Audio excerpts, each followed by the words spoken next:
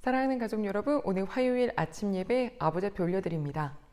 하나님 감사합니다. 예배를 흠양하여 주세요. 예수님 이름으로 기도드립니다. 아멘. 잠언 17장 13절로 28절 말씀입니다. 누구든지 악으로 선을 갚으면 악이 그 집을 떠나지 아니하리라. 다투는 시작은 둑에서 물이 새는 것 같은즉 싸움이 일어나기 전에 시비를 그칠 것이니라.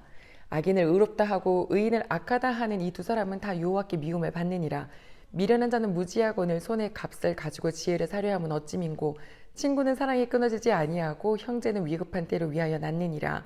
지혜 없는 자는 남의 손을 잡고 그의 이웃 앞에서 보증이 되느니라. 다툼을 좋아하는 자는 죗가를 좋아하는 자요 자기 문을 높이는 자는 파괴를 구하는 자니라. 마음이 굽은 자는 복을 얻지 못하고 혀가 패역한 자는 재앙에 빠지느니라.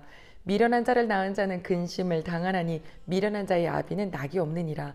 마음의 즐거움은 양약이라도 심령의 근심은 뼈를 마르게 하느니라.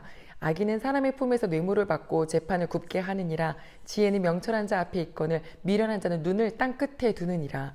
미련한 아들은 그 아비의 근심이 되고 그 어미의 고통이 되느니라. 의인을 벌하는 것과 귀인을 정직하다고 때리는 것은 선하지 못하니라. 말을 아끼는 자는 지식이 있고 성품이 냉철한 자는 명철하니라. 미련한 자라도 잠잠하면 지혜로운 자로 여겨지고 그의 입술을 닫으면 슬기로운 자로 여겨지느니라. 아멘. 사랑하는 가족 여러분, 하나님 사랑해서 주님 말씀을 사모하는 우리에게 오늘도 깨닫는 은혜, 그대로 살 수 있는 은혜 주실 줄로 믿습니다. 악한 것은 순환이 됩니다. 13절 말씀 보면 악을 가지고 선을 갚아버리면 그 집에 악을 끊어지지 않게 하겠다. 하나님의 마음이시죠. 그러니까 우리는 선으로 악을 갚으라 하신 말씀을 따라서 우리 집안에 우리에게 선한 것이 계속 순환되기를 축복합니다.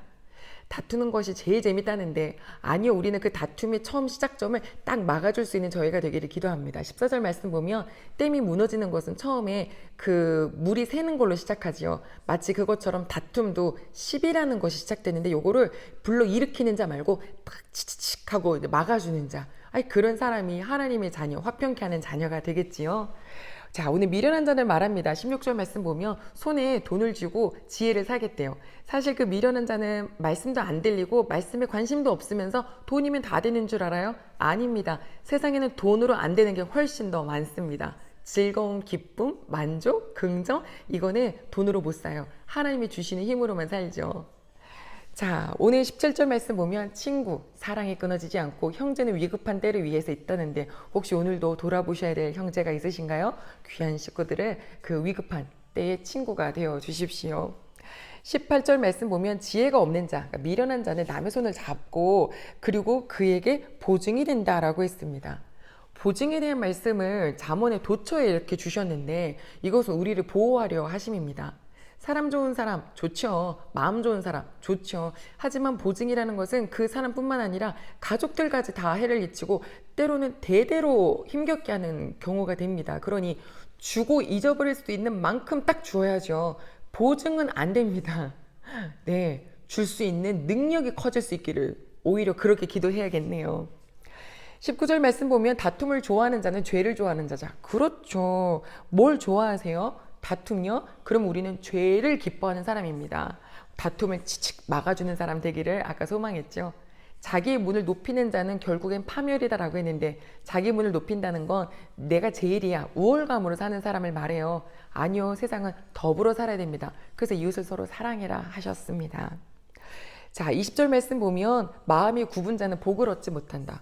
하나님, 마음이 아버지 앞에 깨끗해야죠. 이게 구부러져 있고 그러면 시선도 좋지 않은데 하나님께 복도 임하지 않네요. 21절 말씀 보면 미련한 자를 낳은 자는 근심을 얻는다. 아유, 미련한 자의 아비는 낙이 없다 했어요. 내가 너를 보는 낙수로 산다 이렇게 해야 되는데 내가 너를 보니 정말 세상에 낙이 없다 이러면 너무 슬프잖아요. 미련한 자녀를 둔 부모의 마음이죠. 그런데 우리가 조금 생각해 봤을 때 하나님이 우리 아버지신데 우리 보시고 난 너를 보니까 낙이 있다 이러셨으면 좋겠어요. 너를 보니까 낙이 없다 하는 그런 자녀가 될까봐 오늘 아침에도 기도했습니다. 하나님, 저를 보시면 즐거우셨으면 좋겠노라고요.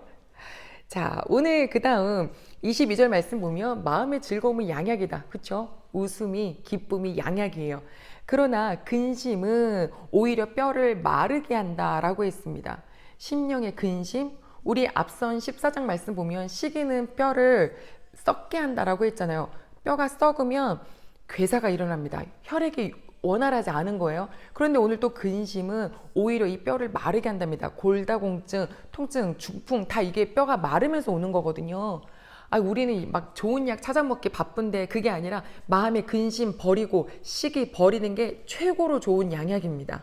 그래서 마음이 즐거운 우리 식구들 되시기를. 근데 이거 내 의지로 안 돼요. 막 근심이 올라오는 거, 시기심이 막 불타는 거 성령님을 의지할 수밖에 없습니다. 오늘도 이걸 놓고 기도하지요. 하나님 말씀해 보니까 지혜는 명철한 자의 눈앞에 있다. 이거 바꿔 말하면 명철한 자는 항상 지혜를 가지고 이걸 조금 주의합니다. 말을 할 때, 선택할 때 욱욱하지 않고 감정대로 가지 않고 하나님 말씀을 좇아 사는 사람. 내 눈앞에 있지만 미련한 자는 자기 눈을 둘 데가 없어서 기준이 없어서 땅끝까지 막 헤매이고 다닌답니다. 오늘의 말씀이 우리 귀한 식구들의 지혜고 내 눈앞에 있는 말씀이니까 우리 귀한 식구들은 정말 명철한 자이시네요. 26절, 27절, 28절 이 뒷부분은 말에 대한 이야기입니다. 말을 아끼는 자가 지혜로운 자라고. 아낀다 한다는 것은 안 한다는 게 아니라 이 때에 맞는 말을 잘 생각하면서 말을 할 줄 아는 사람이에요. 아까 또 말씀하셨던 것처럼 지혜를 앞에 둔 사람은 그런 얘기를 하겠죠. 그런데 이것조차 잘 안 되냐? 그러면 미련한 자는 입이라도 닫고 있으면 지혜로운 자인 것 같이 보이니까 그렇게라도 해라라고 하시는 것은 우리네 입에서 나오는 말이 사람을 죽이기도 하고 살리기도 하고, 그렇죠? 내 속에 있는 거 다 드러내 보이는 것이기에 오늘도 어떤 말을 하시겠습니까? 이 말씀에 아멘 아멘 한 식구들은 이 마음속에 하나님의 지혜가 가득해서 지혜의 말이 때에 맞게 경우에 맞게, 그래서 듣는 자들에게 정말 시원한 이 마음을 시원케 하고 따뜻하게 하는 그런 귀한 주님의 자녀로 살게 하실 줄로 믿습니다. 기도하겠습니다. 하나님 감사합니다. 여러 말씀 먹었지만 다 아멘입니다. 그대로 살기를 소망하며 예수님의 이름으로 기도드립니다. 아멘.